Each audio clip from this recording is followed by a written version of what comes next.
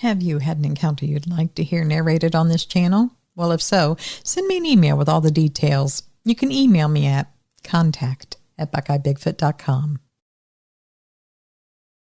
Hey there.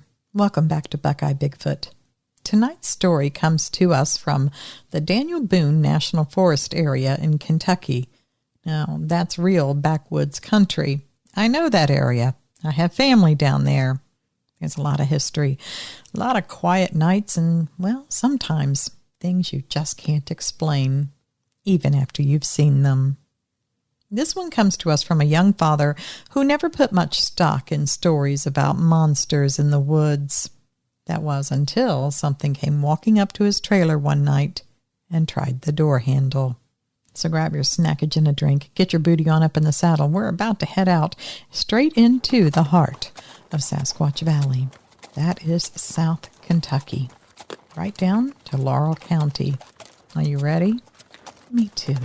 Let's go.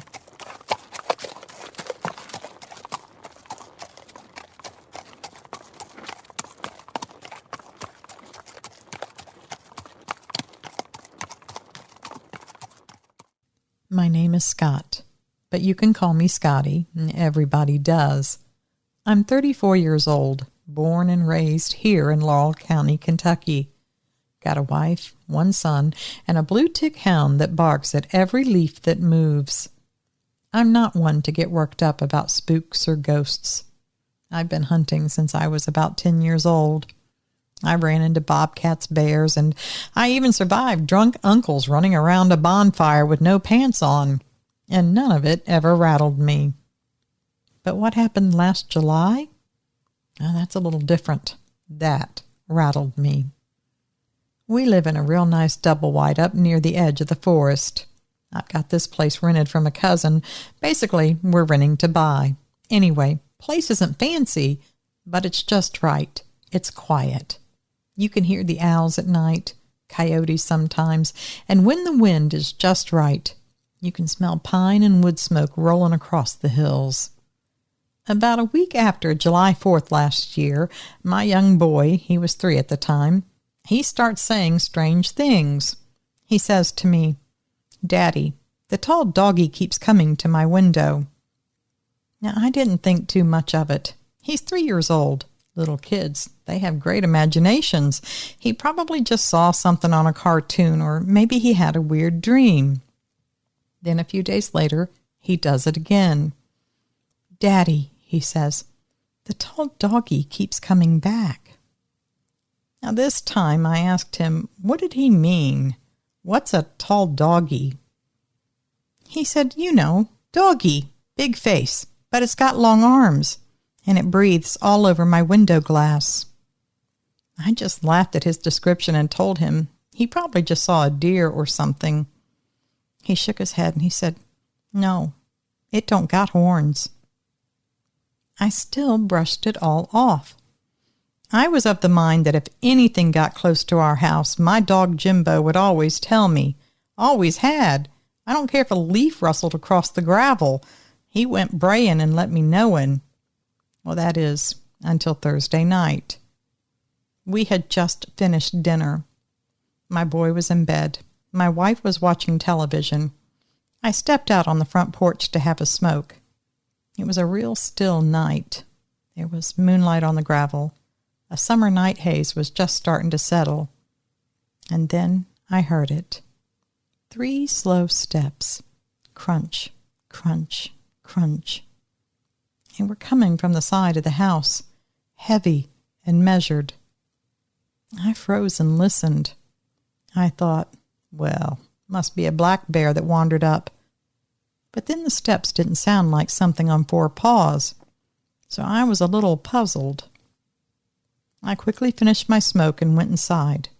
If it was a bear, it wasn't no good if I walked around the corner of the house right into it.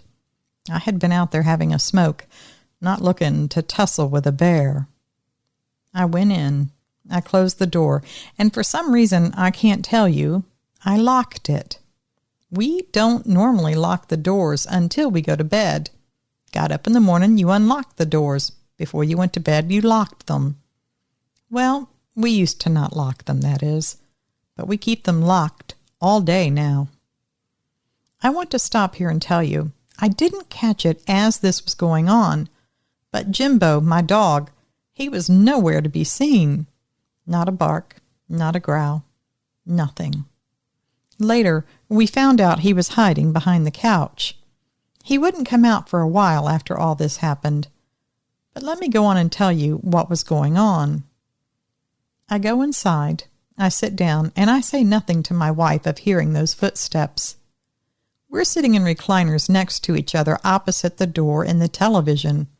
There's a couch that's angled to the right along the other wall. The thing is, what happened next? We had an unobstructed view of it. I heard it, and then I saw it. The handle on the door was turning. Real slow, like someone was just testing it, not looking to break in. I grabbed the remote, and I turned the TV down on mute. I pointed at the door, and then motioned for my wife to be quiet. The handle turned again. And that time, there was a little push on the door, a little jiggle, a little more force. Then it was pulling and pushing on the handle several times. I whispered to my wife, "Go get my shotgun." As she went down the hall to get it, I walked over to the door. There are 3 rectangles of glass at the top of that door. I go up to the side of the door, and I look out through the closest rectangle. I was expecting to see the light pole down at the end of the driveway by the road, but I didn't see that little ball of white light. While that's getting through my noggin, that I'm not seeing what I should be seeing, I suddenly see what I think is an eye. An eye was looking at me from the other side of the door. A dark eye. Then all of a sudden, I could see the light pole, the white bright light all the way down at the end of the road. And at the same time, I heard heavy footsteps running away. Just about then, my wife came back down the hall with my shotgun, which has an undermount for a light on it. I chambered a shell, flipped the light on, and went out to see what I could see. I swept the entire area around the front, but there was nothing. I walked all 4 sides of the trailer, sweeping all around. I saw nothing. I kept an eye on the trees at the edge of the property as well, but nothing moved. Now, on the back side of the house, I just happened to look up at my son's bedroom window, and there were mud smears, like something had put its hands on either side of the window while it was looking in. I got a chill that ran up my spine when I saw that. My son had been trying to tell me, and I had discounted it. But who could look in and leave those marks almost 8 feet up in the air? I got a weird feeling I didn't like when I saw that. I got inside, and we made sure the house was closed up and locked tight. When I went in was when my wife said she went looking for Jimbo and found him hiding behind the couch on the long wall. Say what? I couldn't believe that. I've seen that dog run off black bears from the yard. Blue tick hounds are bred specifically for tracking and hunting. And if you've ever heard one braying and carrying on, you know you can hear them for miles. But there Jimbo was, quiet as a church mouse, couldn't even lift his head and look at me, like he was ashamed.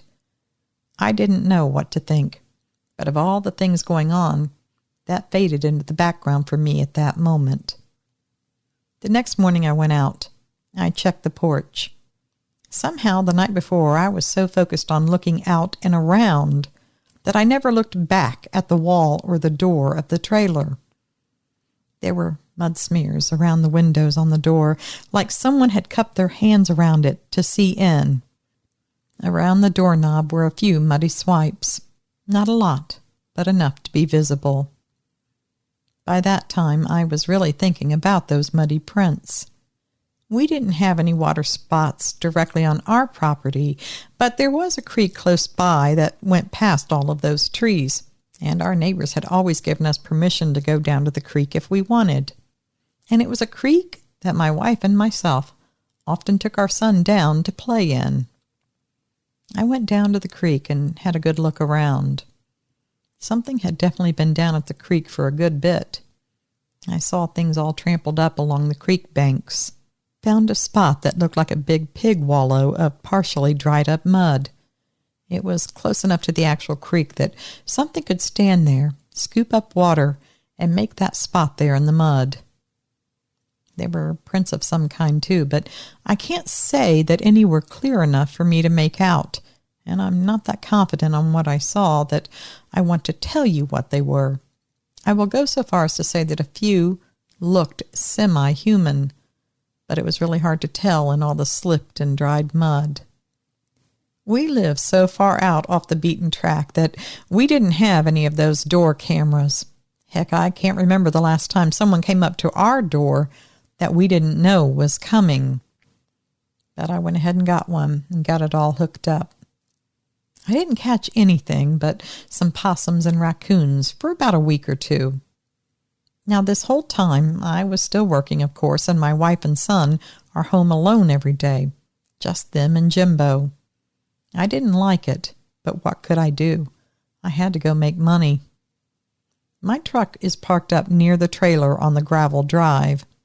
Now, I'd gotten in the habit of pulling up the camera feed live on my phone before I walked out the door in the morning, because it's always so dark out there, even with the lights on. When I pull it up on live view, it isn't recording, it's just a view to the outside. A few weeks after I put that camera up, I pulled up the live feed one morning right before leaving for work, and I couldn't believe it. There was a huge something standing by my truck, standing right by my driver's side door, looking into the truck. But its head, when it stood full up, was taller than my truck roof. I had a look of its backside. I realized this was live feed, and then I started punching all the buttons to get to the video home to go back and hit record. But you know how when you're trying frantically to do something, you kind of screw it up and it takes twice as long? I did that.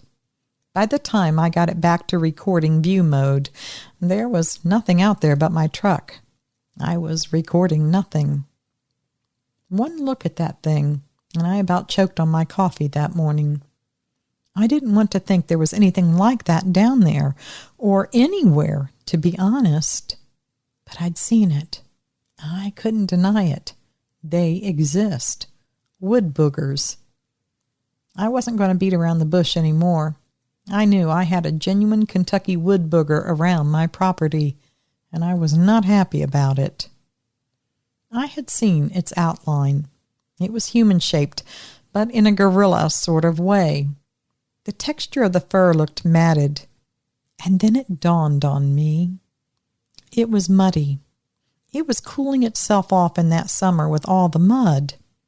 Maybe it was using the mud to keep insects off of it, too. It was all starting to make some sense, but I didn't like the sense it was making.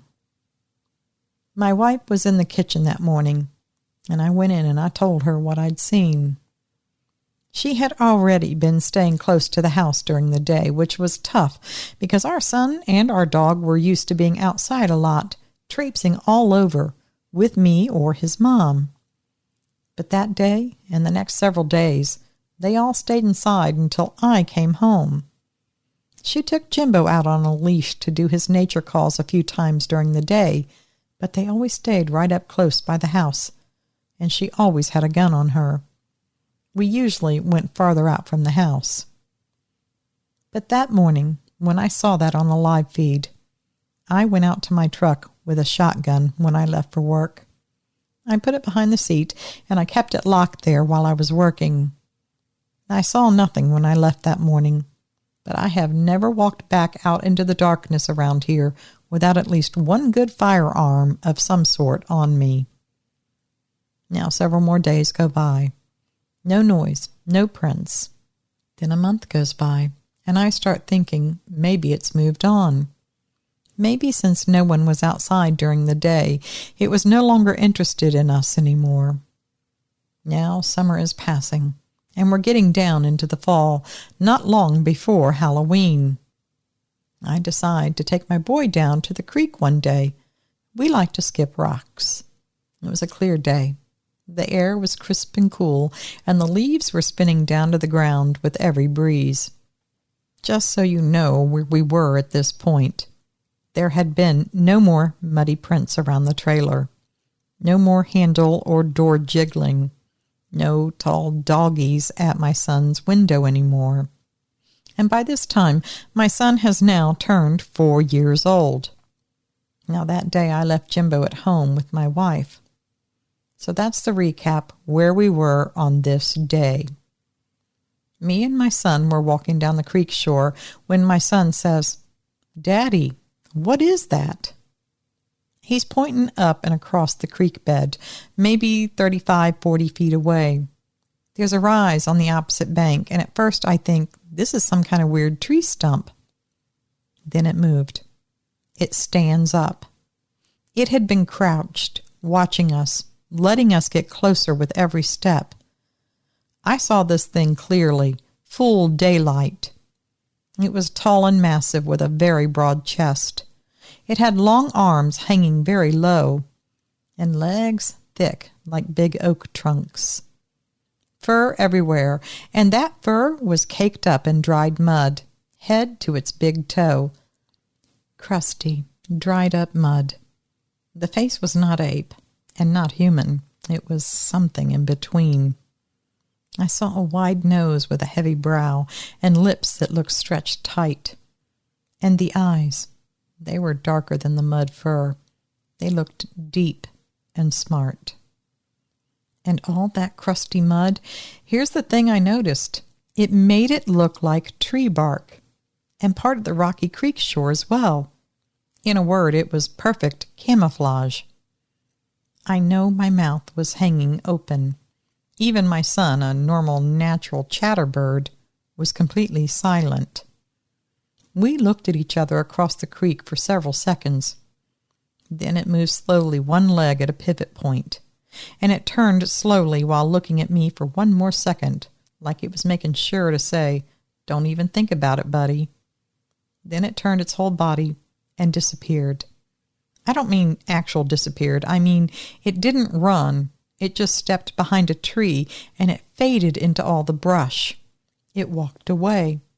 It was so well camouflaged, once it stepped back into the leaf brush, I could hardly see it.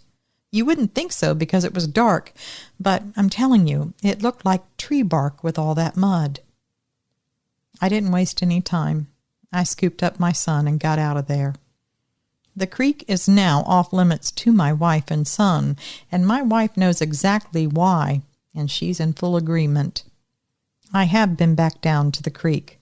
I went with my brother and my brother-in-law, 2 men I trust, and more importantly, 2 men who trusted me and believed me when I told them there was something down at that creek.